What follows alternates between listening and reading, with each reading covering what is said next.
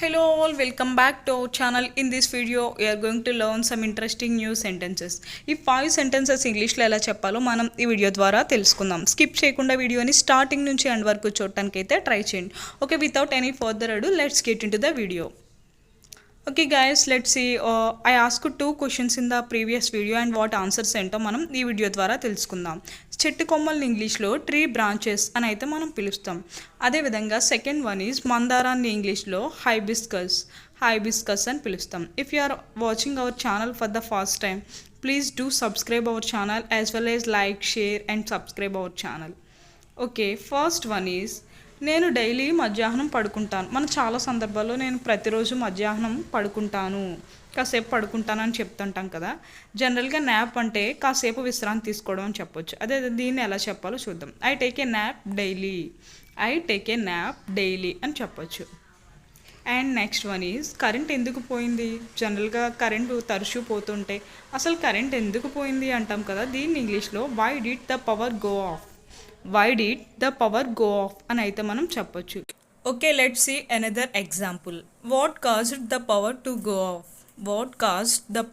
Go off అంటే తెలుగులో current ఏ కారణంగా పోయింది అంటే ఎందువల్ల పోయింది అని మనం చెప్తూ ఉంటాం కదా, అలా.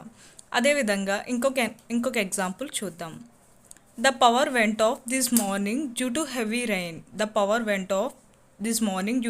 రైన్. హెవీ వర్షం కారణంగా కరెంటు పోయిందని చెప్పొచ్చు. నెక్స్ట్ సెంటెన్స్ ఈజ్ నా గురించి బాధపడకు, నన్ను నేను చూసుకోగలను అని మనం చెప్తూ ఉంటాం కదా ఎవరైనా మన గురించి ఎక్కువగా వరీ అయినప్పుడు. దీన్ని జనరల్గా ఇంగ్లీష్లో don't worry about me, I can look after my self అని చెప్పొచ్చు. అదేవిధంగా నెక్స్ట్ సెంటెన్స్ ఈజ్ నాకు ఓపిక నశించింది. ఎక్కువ టైర్డ్ అయినప్పుడు లేదా చిరాకు వచ్చినప్పుడు అలా అంటుంటాం కదా. దీన్ని ఇంగ్లీష్లో I have run out of patience. Patience అంటే ఓపిక, సహనం అని చెప్పొచ్చు. అదేవిధంగా దీనికి రిలేటెడ్ సెంటెన్సెస్ చూద్దాం. నా దగ్గర డబ్బులు అయిపోయాయి అని చెప్పాలి అంటే I have run out of currency అని చెప్పొచ్చు. అదేవిధంగా సరుకులు అయిపోయాయి అని చెప్పాలి అంటే I have run out of groceries అని అయితే మనం చెప్పొచ్చు.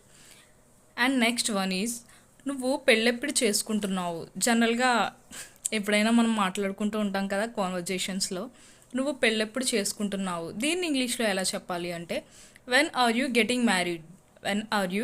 మ్యారీడ్ అని అయితే మనం చెప్పొచ్చు. Okay guys, let's see what questions will be in this video. First one is Pooja and second one is Sahanam. If you know the answers of these 2 questions, please do let me know in the comment section. And if you have any doubts, please do let me know in the comment section. I will definitely answer your questions. And keep watching guys, keep practicing these sentences daily and keep supporting me. Thanks for watching. If you like this video, like, share and subscribe our channel. Don't forget to hit the like button.